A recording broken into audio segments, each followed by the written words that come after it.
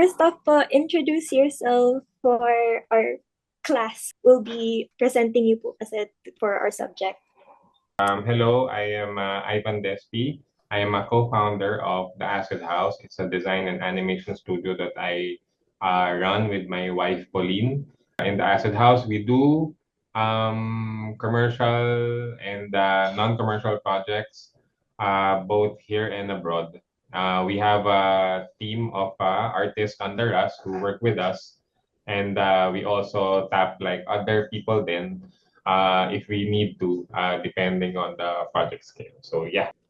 Yeah, when it comes to your works in both your personal and your corporate outputs, what are your biggest inspirations in creating them? Biggest inspirations, first of all, like as a studio, we look up to the studios abroad who do the same stuff as we do, but better. So we look at them and then we usually like we're like fans of their work. So whenever they have new work out, we study them, we review them personally, and then we like kind of take it apart and then study the techniques so that we could apply it also in our work. So that's for commercial projects. But then for like personal projects or like for other stuff that we do outside of work, we look to like other artists as well. Like for example, exhibiting artists in other galleries, and then even like comic book artists. So it's like yung inspiration comes from ano rin, comes from a lot of things. Simon and Pauline, like for example, when we travel, we get a lot of inspiration in our travels, and then we try to get those inspiration to inspire us in our work. Do you have any specific examples, exhibitions, or artists that you like? Okay, okay. For example, for commercial projects like commercial studios who do like the same TV ads, we're looking up to studios like, for example, Golden Wolf. It's a LA-based studio, and then also State Design. That's also an LA-based studio. And then there's also Man versus Machine. That's a UK-based studio. And then what else? Buck.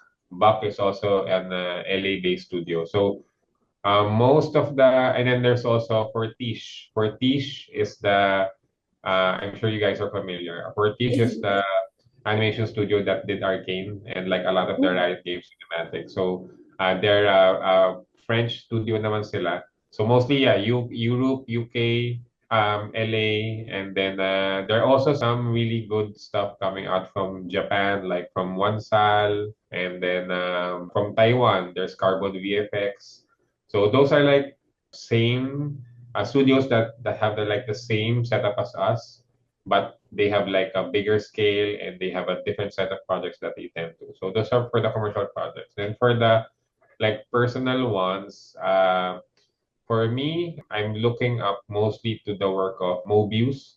He passed away already, but he's a European artist, graphic novel, comic book artist, and also exhibiting artist. So his illustration work greatly influences my own work. Aside from Mobius, I think Ian Bertram. Ian Bertram is a comic book artist naman from I don't know what country. Pero Ian Bertram is really good.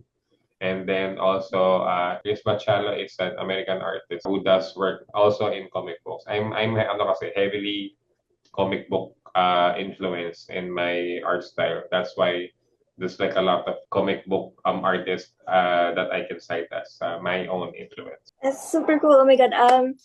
How about your creative process, Paul? What's it like? Creative process in our studio, like really illustrators first before we are designers or animators. We usually start really with sketches. So we do like rough boards. So all, the storyboards that we do, for example, in our work, those are all like hand drawn, done digitally, but handmade. So we really start with sketches most of all, and then even our designs, we start with like actual illustrations.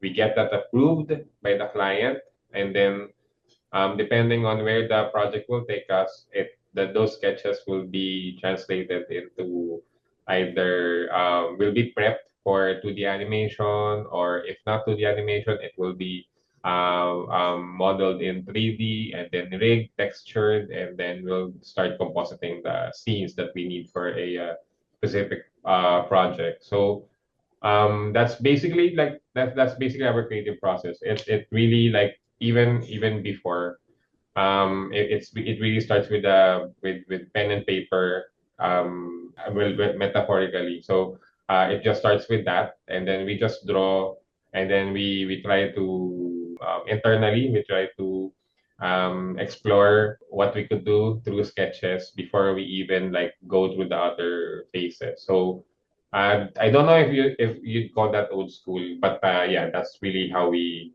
do it. It really starts with drawing all of the stuff that we do. That's actually really cool because it's not really just old school, but it's orderly, so it's really reliable. For the last two questions, that I'll be handing that over to Sarah.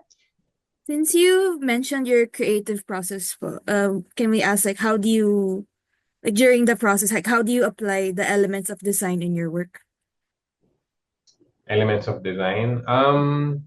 The elements of design, it actually depends on the project. So, because I think the design kasi is ano eh, design kasi is more often than not. It's not like we can just like handpick elements that we like and then put it on the project.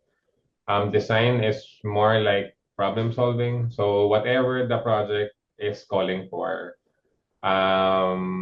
that's when you understand what kind of elements of design you can put in it. So during the course of the project, when we're trying to understand the project, when we are in the sketching phase, when we're trying to, for example, there's a brand,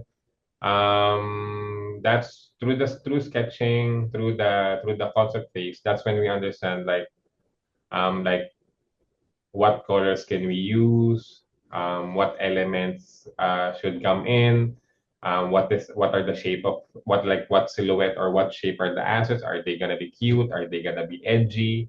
So is it gonna be done in vector? Is it gonna be done like rough hand-drawn illustration? Is it gonna be done like in polished 3D illustration? So all of those are like your design elements, but all of those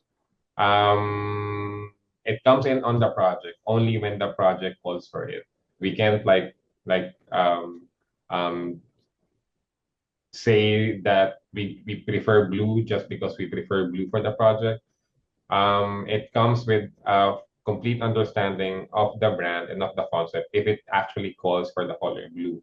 So it's really problem solving. When it comes to design, it's not open for the designer's personal quirks or I won't say like it's not like the designer can still put their own style on it. But as far as like limiting the amount of because if we can put like everything that we want on a single project, right? So design really calls for like a certain set of elements that you could use for a project because the goal of any project is to communicate the message. So to communicate the message properly, you have to have put in it the correct elements in it. That's only the time when we understand like what kind of colorway will work, what kind of elements will work, and then what kind of like flow or animation style will work. And that's how design comes into any project. As for the last question, because based on how you've talked so far during the interview, it seems like you really enjoy your job po, and like you're very in tune and in depth about it. So maybe ask po like,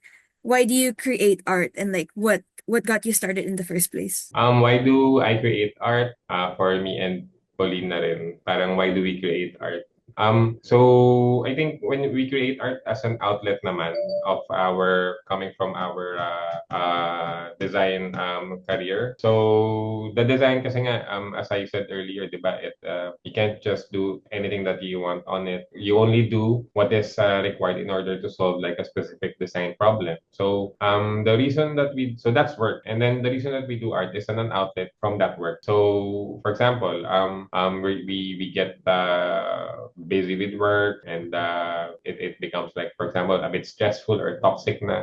Pauline and I were like conscious then of opening our channels to opportunities to do art, for example. So we really like want to like take a break consciously and deliberately from work in order to do some art, in order to like just to detox, like a detox from work, and to like inspire us again or get the juices flowing again, like just to create something that you like. Finally, for example, after like doing months and months of work, you could actually do some art in order to like express something that has been like bottling in inside of you for several months now, that you really want to do yet that you can't execute in work. So that's basically the reason that you want to do something like an art piece or something that's like a personal piece that's outside of work. It's really like just a good way to let it out. And then if, for example, you're frustrated with what you're doing at work, it's also a good way to like show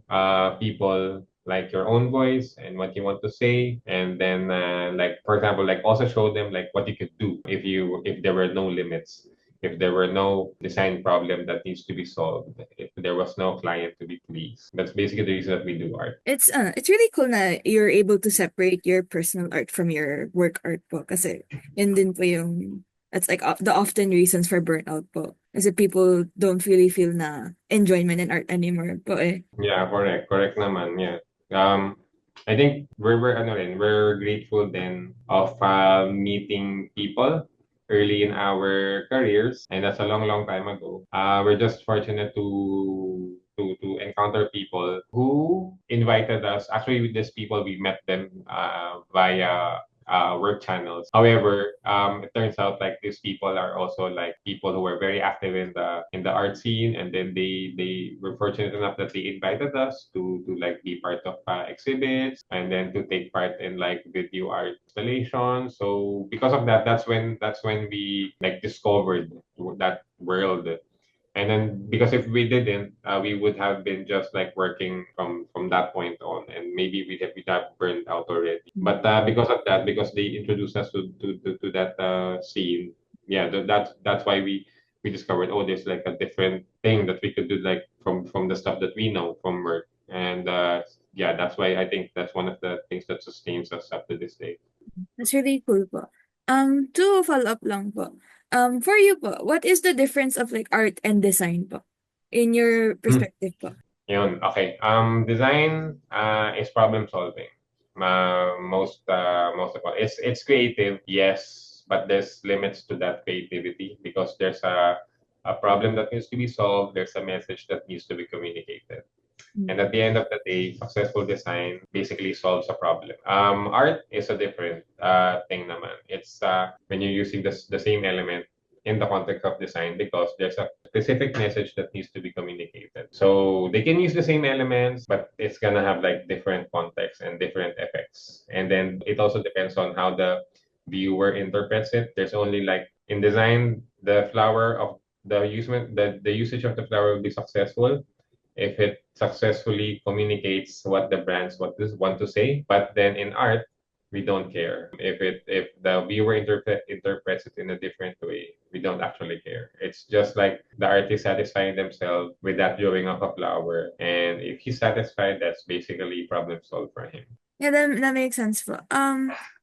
That's all on my end. Brett, do you want to ask more pa?